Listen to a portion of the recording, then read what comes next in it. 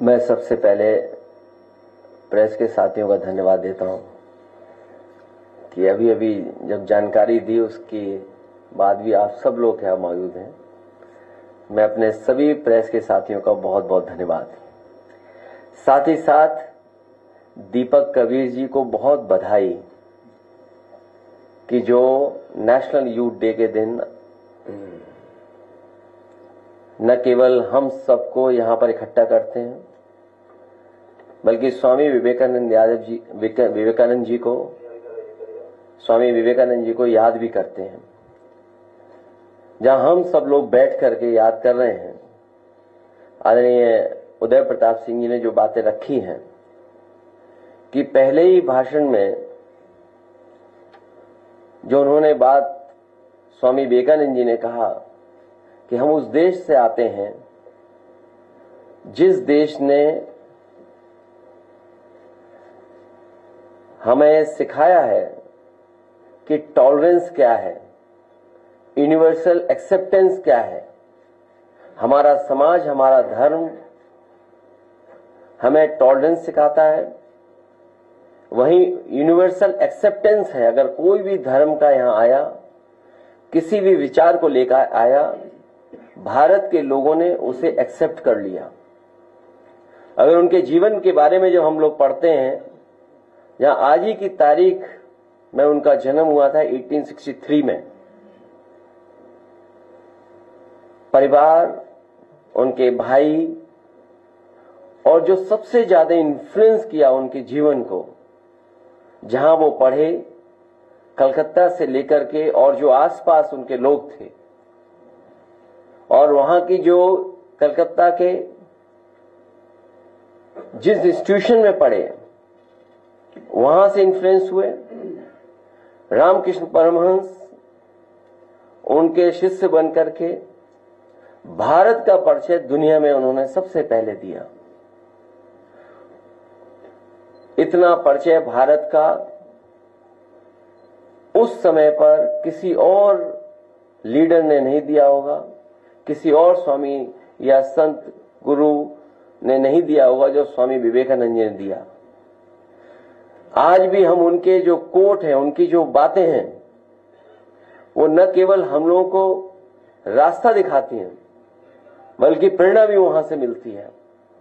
और आज के यूथ को जरूरी है उन बातों को समझना, जहां इतनी ज्यादा इंफॉर्मेशन ट्रेवल कर रही है, जहां सरकारें कुछ चीजों को बार बार थोपने की कोशिश कर रही हैं।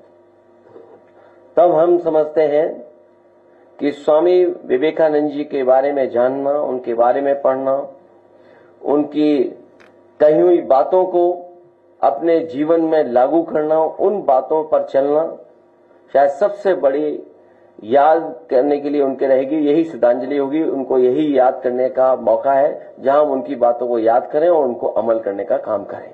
मैं एक बार फिर दीपक कबीर जी को धन्यवाद देता हूं, उनके साथियों को, कि हर वर्ष इसी तरीके से आप यहां पर विवेकानंद जी को याद करते हैं और उनके कामों को, कोट्स को अपने कैलेंडर में शामिल करते हैं, जिससे कि लोग उनके बारे में जानें, लोगों तक बात पहुंचे। ये भी इनकी 3 दिन करेंगे। मैं इसके साथ साथ जो एक कार्यक्रम ये चलाना चाहते हैं, समाजवादी नागरिक सोशलिस्ट सोसाइटी फेस्टिवल, उसके लिए भी बधाई देता हूं। हम लोग बैठ करके कार्यक्रम तय कर लेंगे। जहां समाजवादी पार्टी पीडीए का कार्यक्रम कर रही है, वहीं इस कार्यक्रम को भी कैसे शामिल किया जाए और कैसे हम अपनी विचारधारा को, अपने कार्यक्रमों को, अपनी सोच को जनता के बीच में ले जा सकें। आज हम जब विवेकानंद जी को याद कर रहे हैं, हमें उम्मीद है कि उनके कही हुई बातों को हमेशा हम लोग दिल और दिमाग में रखेंगे। जहां उन्होंने कहा कि धर्म से ज्यादा हमें रोटी की जरूरत है देश के लोगों को, और जो गरीब हैं उनको धार्मिक बातें समझाना शायद गलत होगा आज के समय में।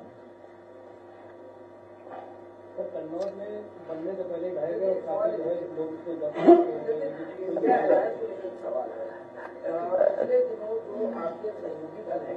से उनके जिस तरह से बयान आ रहे हैं, जो फारूक अब्दुल्ला साहब हैं, संजय राउत साहब हैं, इन लोगों के जो बयान आ रहे हैं, क्या ये लग रहा है कि अलायंस टूटा है?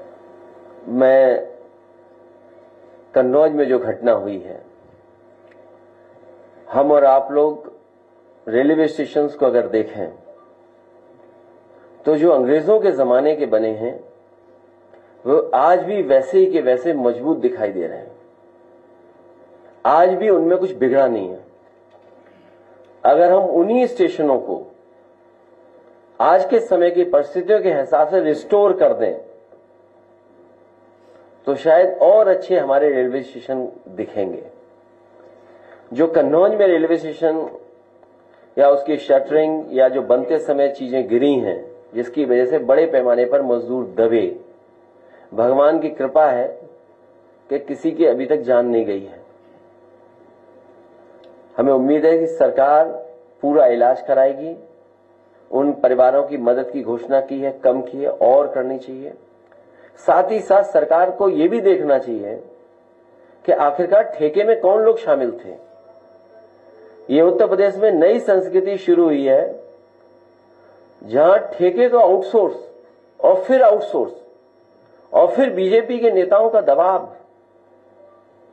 तो जहां ठेकेदार अपना प्रॉफिट के लिए किन किन चीजों से कंप्रोमाइज कर रहा है और जिन मानकों को और जिस सेफ्टी के साथ हमें काम करना चाहिए, हम उस सेफ्टी भी मजदूरों को नहीं दे पा रहे हैं, जिसकी वजह से घटनाएं हो रही हैं।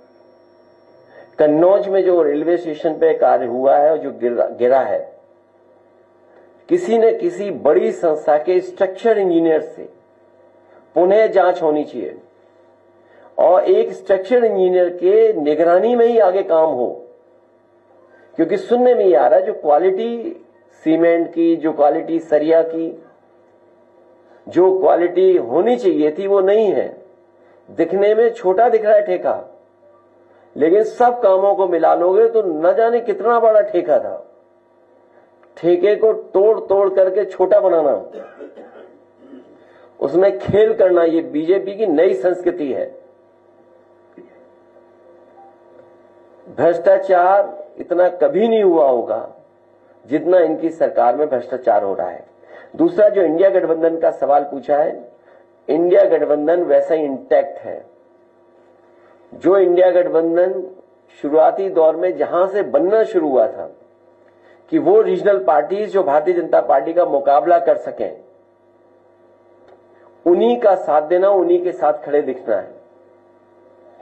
समाजवादी पार्टी आज भी उसी रास्ते पर है कि इंडिया गठबंधन और मजबूत हो।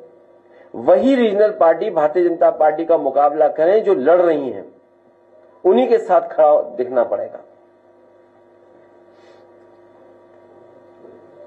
तो मिल्कीपुर के लिए क्या तैयारी है? मिल्कीपुर की पूरी तैयारी है। अयोध्या का चुनाव भारतीय जनता पार्टी फिर एक बार हारेगी। इसलिए हारेगी, कई अखबार, टीवी चैनल यही कह रहे हैं कि समीकरण तो समाजवादी पार्टी के पक्ष में ही है। जब टीवी चैनल, अखबार बोलने लगे, मैं आपसे भी कहूंगा कि ऐसा मत न्यूज चलाइए, इसलिए न्यूज मत चलाइए क्योंकि बीजेपी पुलिस लगा देगी। मेरी आपसे हाथ जोड़ के निवेदन है कि 7 चुनाव तो लूटे उन्होंने, इसीलिए सुप्रीम कोर्ट में भी बात चली गई है और इलेक्शन कमीशन ने भी वो डिजिटल जो रिकॉर्डिंग्स हैं, डिजिटल जो चीजें उनको देने मना कर दिया। वो इसीलिए क्योंकि एक ही मशीन पर बार बार पुलिस के लोगों ने बटन दबाई थी। अगर आपको याद हो, इसी हॉल में मैंने कहा था कि अगर फॉरेंसिक जांच हो मशीनों की बटन की तो आपको जानकारी हो जाएगी कि एक ही व्यक्ति ने बटन दबाई होगी। और हमने आपने वो तस्वीरें भी देखी, वो वीडियो देखा जहां पुलिस का एक अधिकारी महिलाओं को रोक रहा था, लेकिन महिलाएं डरी नहीं थी। वो बहादुर महिलाएं वोट डालने के लिए लगातार उन पुलिस वालों से लड़ रही थी। आप बोले ना बोले, हालांकि बहुत सी जगह आप लोग नहीं बोलते हैं, कोई बात नहीं, लेकिन आप भी सच्चाई जानते हैं कि कितना दबाव था अधिकारियों पर। जो अधिकारी बेईमानी कर रहे थे वो अधिकारी कह रहे थे हम क्या करें, मजबूरी है। तो मिल्कीपुर का चुनाव जनता समाजवादियों को जिताने जा रही है। बस आपसे निवेदन है कि आप हमारी बड़ाई मत करना। 5 मंत्रियों को लगाई गई है ड्यूटी वहां पर, अभी 5 मंत्री। अगर आप विभाग देखोगे उन मंत्रियों का, वो सब लूटने वाले लोग हैं, विभाग लूटे हैं। आप बताइए किस विभाग में नहीं आ रही हैं शिकायतें, किस विभाग में शिकायतें नहीं है? 14 तारीख से कुंभ शुरू हो रहा था, जा रहे हैं कि नहीं जा रहे हैं? मैं हमेशा गया हूं, और अगर आप कहो तो तमाम वो पिक्चर्स मैं शेयर कर सकता हूं आपसे, जिसमें समय समय पे मैंने गंगा में स्नान लिया है। कम से कम वो भी शेयर करें जो दूसरों को कह रहे हैं कि गंगा में नहाओ।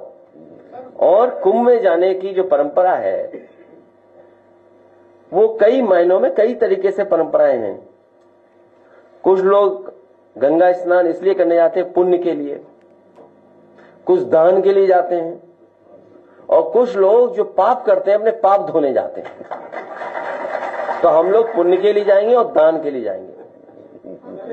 तस्वीर लगा दी गई है सर वहाँ पे अभी लोग। सर एक सवाल है, लखीमपुर खीरी में रामचंद्र मौर्य की पुलिस हिरासत में मौत हो गई, उसको लेकर के पीपी सिंह जो वहाँ के सीओ थे धोरारा, उन पर कोई कार्रवाई नहीं, बहुत उल्टा सीधा बोला परिवार ने। मुझे याद है ये घटना कुछ दिन पहले हुई है, और जब मुझे वो वीडियो मिला तो मैंने वीडियो शेयर भी किया था। एक पुलिस अधिकारी इस तरह की भाषा नहीं बोल सकता। ये वही जिला है जिस जिले में एक विधायक जी को ठोका गया था,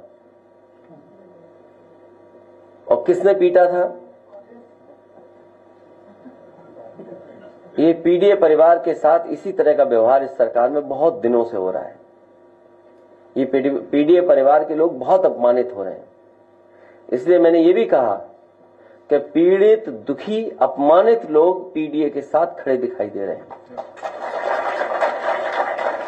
जो मौर्य के साथ घटना हुई है पुलिस की वजह से हुई है, और ऐसे अधिकारियों को अगर दंडित नहीं करती है सरकार, तो इसका मतलब सरकार जातिवादी है, और सरकार जातिवादी को बढ़ावा दे रही है। क्योंकि इस तरह की भाषा इस्तेमाल करने के बाद भी अगर कोई कार्रवाई नहीं हो रही है, इसका मतलब है भारतीय जनता पार्टी, उनकी सरकार में बैठे हुए लोग जातिवाद को बढ़ावा दे रहे हैं। अगर मिल्कीपुर में भी कुंदरकी और रामपुर की तरह गन पॉइंट पे वोटर्स को रोका गया तो उसके लिए क्या तैयारी है? ये सवाल बड़ा है। हम अपने कार्यकर्ताओं से कहेंगे कि अपने मन में ये बात रखें, और उस समय जो फैसला ले सकते हैं फैसला लीजिए। तो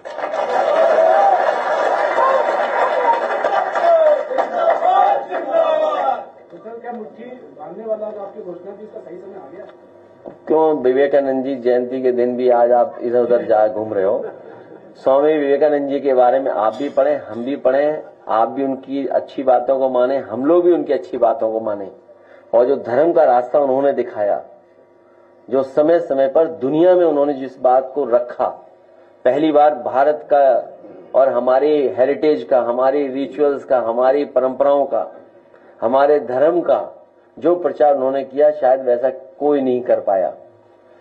वेस्टर्न वर्ल्ड में हमारी आपका परिचय देने वाले स्वामी विवेकानंद जी को आज हम लोग याद करते हैं, जो उन्होंने धर्म का रास्ता बताया कि जो हमारा भारत ये है कि सबको एक्सेप्ट करता है और टॉलरेंस है उनके अंदर, हमारे लोगों के अंदर। लेकिन आज के लोगों को देखें, टॉलरेंस नाम की कोई चीज ही नहीं उनके अंदर, और एक्सेप्टेंस तो भूल जाइए, किसी चीज को एक्सेप्ट ही नहीं कर सकते। अगर कहीं कमी भी है वो भी एक्सेप्ट नहीं कर सकते। बहुत धन्यवाद हमारे प्रेस के साथियों का।